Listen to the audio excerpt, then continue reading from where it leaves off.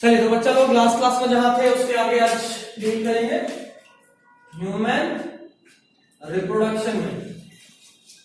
अभी हम लोग जो पढ़ रहे हैं वो है मेल रिप्रोडक्टिव सिस्टम, जिसमें भी हम लोग स्पेशली डील कर रहे हैं टेस्टिस को। चलिए तो टेस्टिस में हम लोग लास्ट क्लास तक पढ़ चुके थे कि कुछ ऐसे भी सीजनल ब्रीडर्स होते हैं जिनमें टेस्टिस हमेशा स्क्रॉटम में नहीं होता, ब्रीडिंग सीजन में नीचे आता है स्क्रॉटम में और फिर वापस एब्डोमिनल कैविटी में चला जाता है। ठीक है, चलिए अभी अगला पॉइंट लिखिएगा, एक्स्ट्रा है बट इंपॉर्टेंट है, बहुत इंपॉर्टेंट है। नीट के प्रीवियस ईयर क्वेश्चन में कम से कम 3-4 बार दिख जाएगा 2017 से पहले और भी लगातार 1 साल 20 करके। Formation of testis occurs inside the abdominal cavity. Formation of testis occurs inside the abdominal cavity in fetal stage. Actually में जो टेस्टिस का फॉर्मेशन होता है वो एब्डोमिनल कैविटी में होता है, कैविटी इन फीटल स्टेज। जब वो फीटस के फॉर्म में होता है, मेल फीटस, तो उसके एब्डोमिनल कैविटी में उसके टेस्टिस बनता है। ठीक है, उसके एब्डोमिनल कैविटी में उसका टेस्टिस का फॉर्मेशन होता है, which descends into scrotum,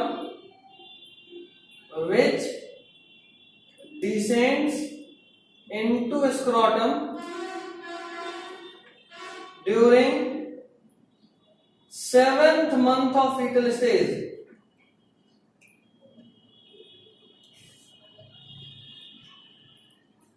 During 7th month of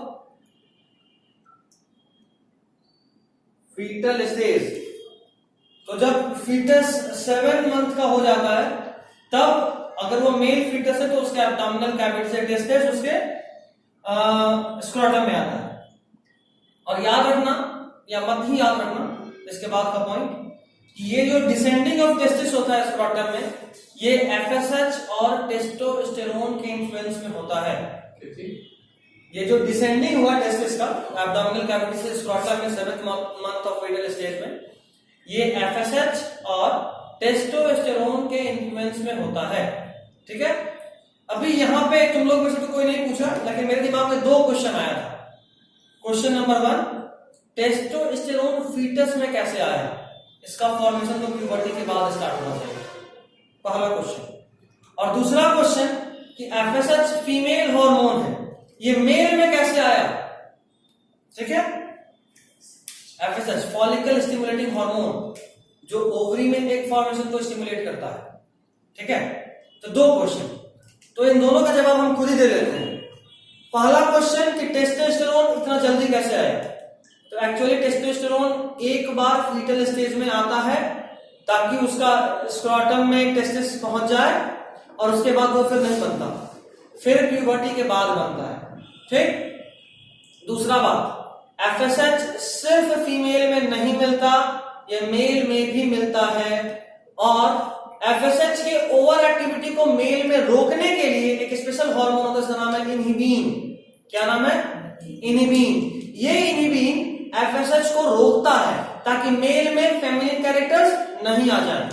ठीक है, तो एफएसएच टेस्टोस्टेरोन भूल सकते हो, ये एक्स्ट्रा है, पहले पूछता था नहीं पूछता, माने तो याद रखना, कोई दिक्कत नहीं। अगला point, failure of descending of testis. थोड़ा फास्ट लिखना क्योंकि हम स्लो लिखवा रहे हैं। Failure of descending of testis, failure of descending of testis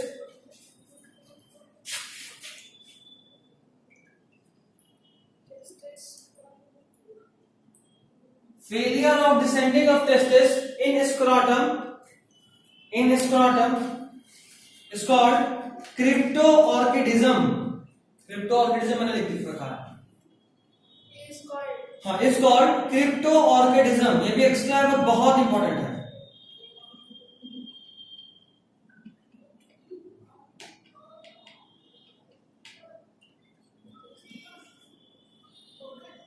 ठीक है, चलिए तो क्रिप्टोऑर्गेनिज्म समझ गए।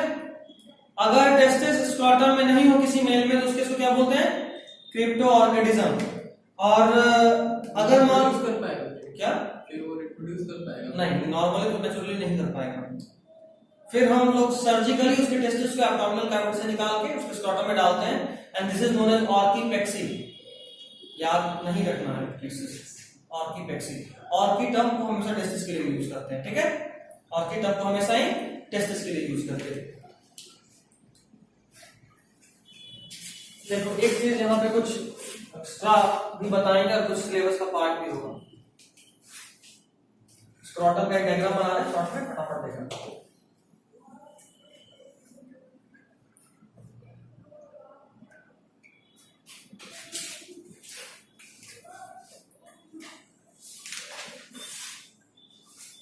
ज्यादा डिटेल लेवलिंग नहीं करेंगे, हमको जो समझाना है सिर्फ वही बताएंगे। डायग्राम पूरा बना रहे हैं बट लेवलिंग नहीं करेंगे। थोड़ा सा बना लो, डायग्राम से याद जल्दी होता है।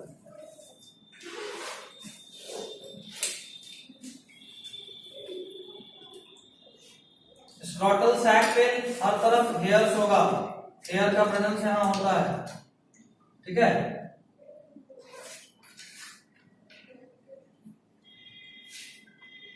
इन दोनों के बीच में एक सेप्टा होता है, दोनों टेस्टिस के बीच में, और दोनों ही टेस्टिस इस स्क्रॉटम से लोअर साइड से जुड़ा होता है, जिसका नाम है जुबेरनल कूलम, लेकिन आपको नहीं पढ़ना। क्या बोल रहे हैं? ये दोनों ही टेस्टिस स्क्रॉटम से नीचे से जुड़ा होता है एक स्पेशल स्ट्रक्चर जिसका नाम है जुबेरनल कूलम। बीच में क्या है? सेप्टा, दोनों को अलग करता है। ये जगह इंपॉर्टेंट है जो आपके लिए जरूरी है याद भी रखना। इंग्वाइनल कनाल, क्या बोलते हैं इसको? इंग्वाइनल कनाल। इंग्वाइनल कनाल क्या करता है? एब्डोमिनल कैविटी से स्क्रोटम को जोड़ रहा है, देख रहे हो? यही वो स्ट्रक्चर है जो बॉडी में ऊपर में जुड़ा रहेगा एब्डोमिनल कैविटी से, और जो कि जोड़ेगा स्क्रोटम को एब्डोमिनल कैविटी से, ठीक है?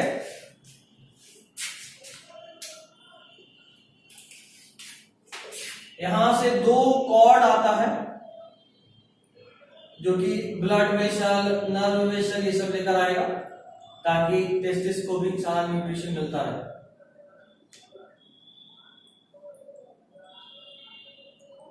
ठीक है, इसको बोलते हैं स्पर्मेटिक कॉर्ड।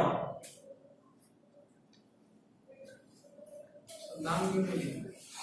उतना याद नहीं रखना, जो इंपॉर्टेंट है वो लिखा हूं। इंग्वाइनल कनाल क्या? हाँ, नहीं हो तो भी याद रखना, इतना इंपॉर्टेंट है। श्योर नहीं बट होना चाहिए, नहीं है तो भी याद रखना। इंग्वाइनल कनाल ये वो कनाल है जो स्क्रोटम को एब्डोमिनल कैविटी से कनेक्ट करता है। Connects scrotum to abdominal cavity. इसको भी लिख ही देता हूं, ये है स्पर्मेटिक कॉर्ड। स्पर्मेटिक कॉर्ड जो कि ब्लड वेसल ये सब को टेस्टिस में लेकर आता है, कैरीज ब्लड या नर्व टू द टेस्टिस।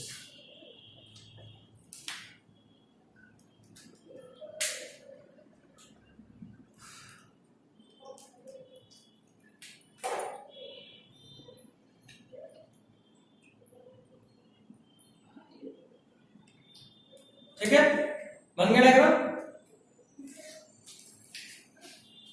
अभी दो चीज बताना है मुझे यहां पे।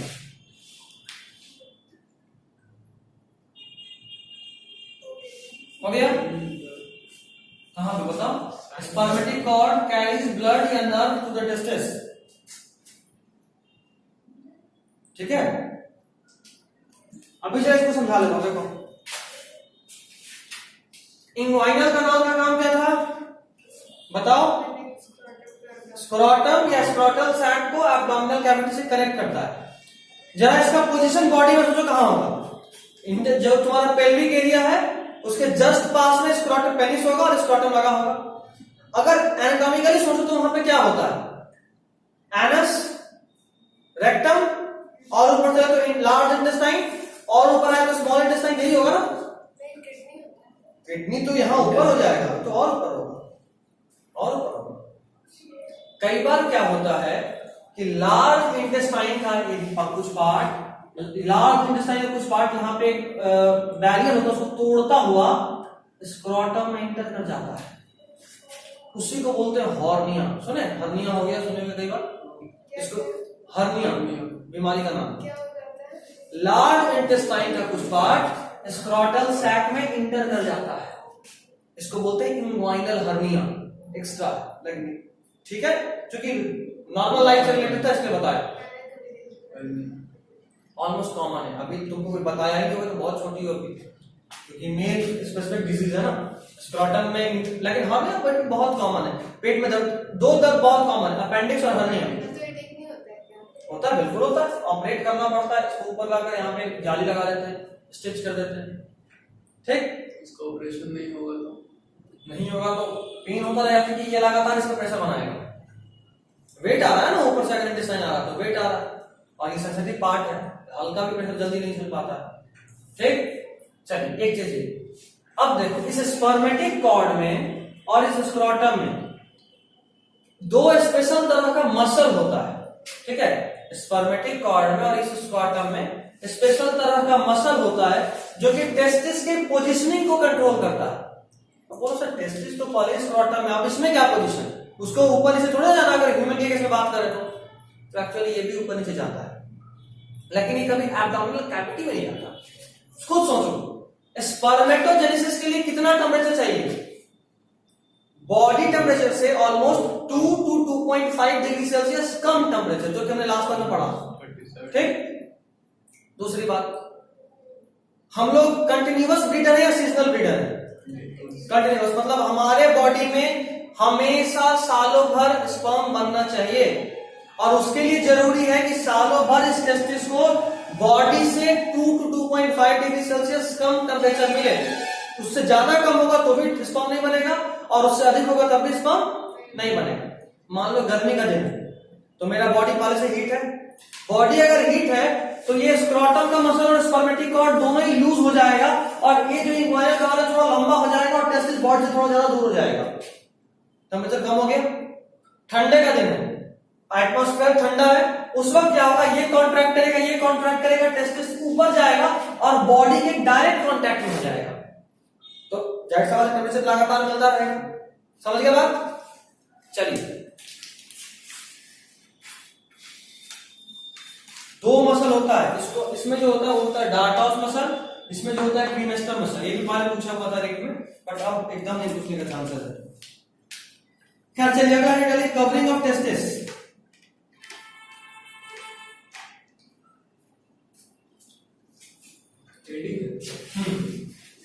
सब हेडिंग, मतलब मेरे रिप्रोडक्टिव सिस्टम में सब हेडिंग।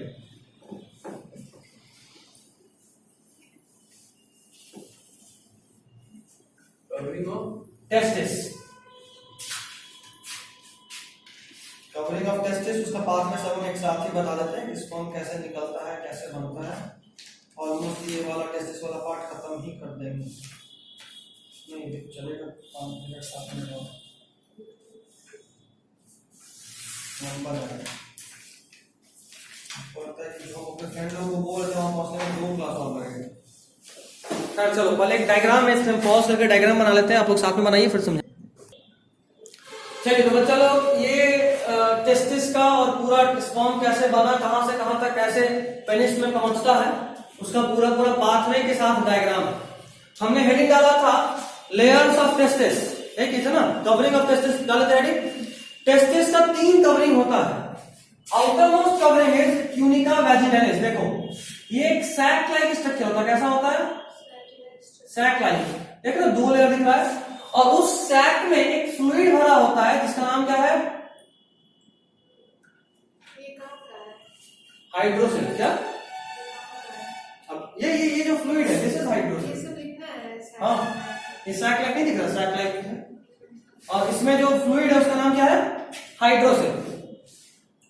यही टेस्टिस को किसी एक्सटर्नल शॉक से बचाता है, अचानक से कोई शॉक लगा तो उसको प्रोटेक्ट करने के लिए ये फ्लूइड होता है। इलेक्ट्रिक शॉक नहीं, फिजिकल शॉक। वो तो माइंड पे जाता है, अब बोल माइंड पे जाता है। खैर नेक्स्ट इज ट्यूनिका एल्ब्यूजिनियम। ये मिडिल लेयर होता है, व्हाइट फाइबर का बना होता है और टफ होता है, ये नहीं पढ़ना है, मतलब याद नहीं रखना क्या है, सिर्फ नाम याद रखना। आपको जो 3 लाइन हम छुड़वाए थे, उस 3 लाइन में पहला नाम ट्यूनिका वैजिनालिस, दूसरा ट्यूनिका एल्ब्यूजिनिया और तीसरा ट्यूनिका वैस्कुलरिस। ये अब देखो टेस्टिस के अंदर इस तरह से बहुत सारे लोब्यूल होते हैं, जिनको बोलते हैं टेस्टिकुलर लोब्यूल। क्या बोलते हैं? Testicular lobule. एक टेस्टिस के अंदर इनका नंबर ऑलमोस्ट 250 होता है। ठीक, टेस्टिकुलर लोब्यूल के अंदर और भी लेयर्स होता है जिनका नाम है सेमिनिफेरस टिब्यूल। क्या बोलते हैं? Seminiferous tubule. अभी समझो फैजान, बोल रहा हूं कि समझो, फिर लिखना आराम से।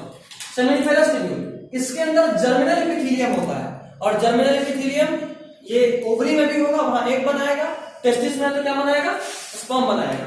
तो एक टेस्टिकुलर लोब्यूल में ऑलमोस्ट 1 से लेकर 3 होता है। देखो यहां 2 दिखा रहा हूं, एक और 3 भी हो सकता है या 1 भी हो सकता है। ठीक है, अब हम इस सेमिनिफेरस टिब्यूल का बात कर रहे हैं। इस सेमिनिफेरस टिब्यूल का लास्ट पार्ट देखो, ये स्ट्रेट पार्ट है ना, इसको बोलते हैं ट्यूबुली रेक्टी। क्या बोलते हैं? ट्यूबुली रेक्टी। अभी बताया कि सेमिनिफेरस टिब्यूल में स्पर्म बनता है। ठीक, यहां से स्पर्म बना और सारे टेस्टिकुलर लोब्यूल से जो स्पर्म बना था ऐसा सब में होगा, यहां पे जमा होगा।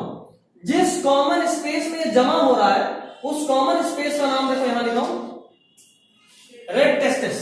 Common space where all the seminiferous tubule open. तो यहां से सारा स्पर्म यहां आ गया। अभी यहां से स्पर्म इस स्ट्रक्चर के थ्रू, जिसका नाम है वासा इफेरेंसिया, वासा इफेरेंसिया के थ्रू यहां से स्पर्म कहां पहुंचा? यहां पे।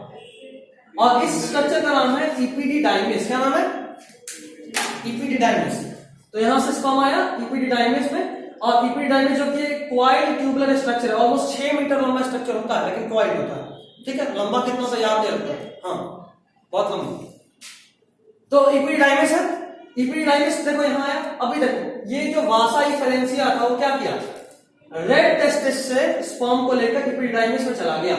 इपिडिडाइमिस फिर पढ़ेंगे आगे तो थोड़ा डिटेल में जानेंगे। ठीक, इपिडिडाइमिस के बाद वासा डिफरेंस के थ्रू होते हुए यूरेथ्रा में जाता है, और यूरेथ्रा से फिर पेनिस होते हुए बाहर इजैकुलेट होता है। ये पूरा स्पर्म का पाथवे भी आपको याद रखना, नीट में ये भी आया होगा। स्पर्म जहां से बना, कहां बना? सेमिनिफेरस टिब्यूल में। वहां से कहां गया? ट्यूबुली रेक्टी। वहां के बाद रेड टेस्टिस, रेड टेस्टिस से वासा इफेरेंसिया, फिर इपिडिडाइमिस, फिर वासा डिफरेंस, फिर यूरेथ्रा, फिर पेनिस, फिर बाहर। ये पाथवे भी याद रखना है, ये भी बहुत इंपॉर्टेंट है। ठीक है, चलिए आज के लिए सिर्फ इतना ही।